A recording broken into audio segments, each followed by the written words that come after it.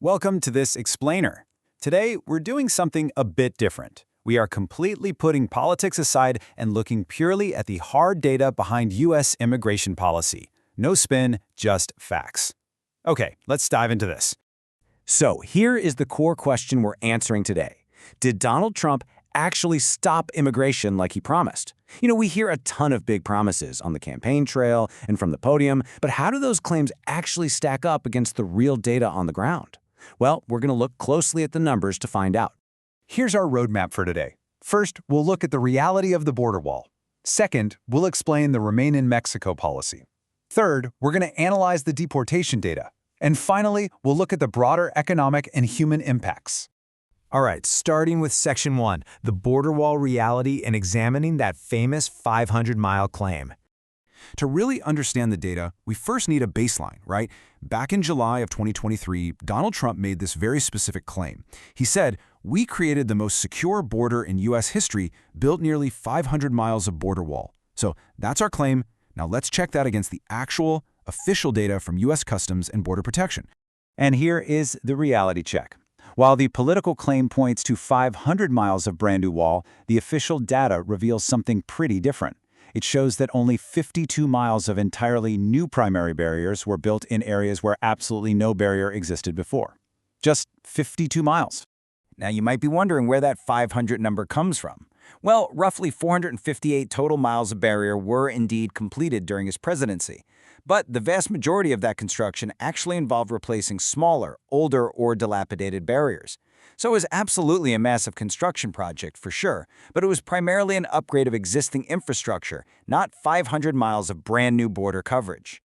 Let's move to and see how this builds into Section 2, Remain in Mexico Explained, also known as the Migrant Protection Protocols.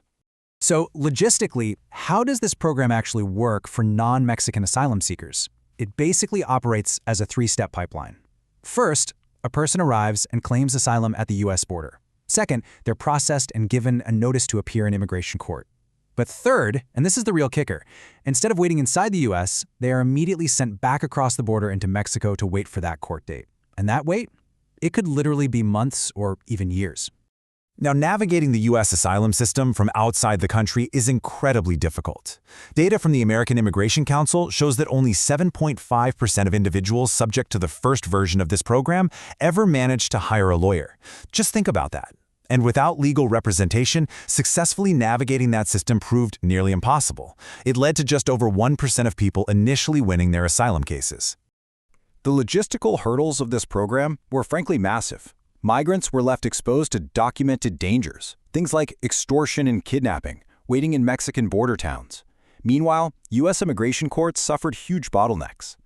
And rather than acting as a pure deterrent, the data shows that 1 in 3 migrants put into the original program were simply apprehended by Border Patrol trying to cross again.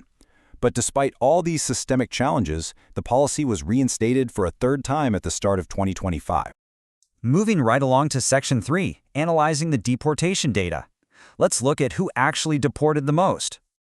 The numbers here are incredibly revealing. For a long time, the Obama administration actually held the modern record, averaging 942 deportations every single day. During Donald Trump's first term, that number was actually a bit lower, averaging 641 a day. But if we look at the most recent ICE data compiled through March 2026, Trump's second term has totally surpassed those previous highs, hitting a new daily average of 1,090 deportations. Now, what's really interesting about this slide is that it's not just about the sheer volume of deportations. It's about the strategy driving those numbers. See, under the Obama administration, Interior Enforcement heavily prioritized individuals with criminal convictions. But the current ICE data shows a dramatic flip. Only 29% of the people currently being deported have a criminal conviction. A massive 71% have no criminal record whatsoever. And this illustrates a pretty profound shift in federal strategy. According to reports from the National Foundation for American Policy, the administration reportedly established a daily arrest quota of 3,000 immigrants. This means the focus explicitly shifted toward hitting numerical volume targets rather than strictly prioritizing public safety threats or criminal convictions. Which brings us to our final section, Section 4, Economic and Human Impacts, and the True Cost of Strict Enforcement. The human and legal toll here is extensive. Reports show the targeting of legal visa holders, including international students, and the continued separation of families. These policies have definitely faced legal roadblocks, too. In fact, a federal judge in Rhode Island recently had to block policies that suspended asylum and residency processing for immigrants from 39 different countries, ruling that the administration was violating their right to due process, basically leaving them in legal limbo. But beyond the human element, there is a massive economic reality we have to confront. Removing productive workers from the U.S. economy, especially from foundational sectors like construction, hospitality, and agriculture, causes some really deep and immediate economic disruption for businesses across the board.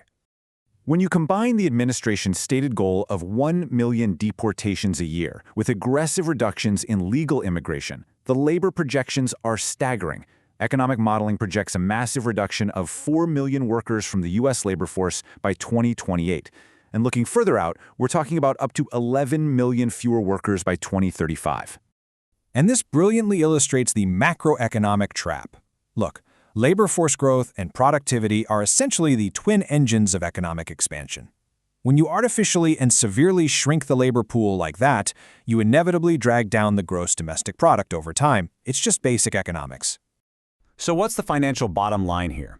It's a projected reduction in the cumulative goods and services produced in America by a whopping $1.9 trillion by the year 2028. $1.9 trillion.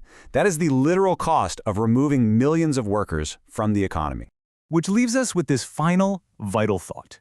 As we look at all this data, from the reality of border walls to record-breaking deportations and trillion-dollar GDP losses, we really have to ask, does prioritizing mass deportations over fundamental labor needs truly secure a nation, or does it ultimately sabotage its economic future? Thank you so much for joining me for this explainer. Keep asking questions and keep looking at the data.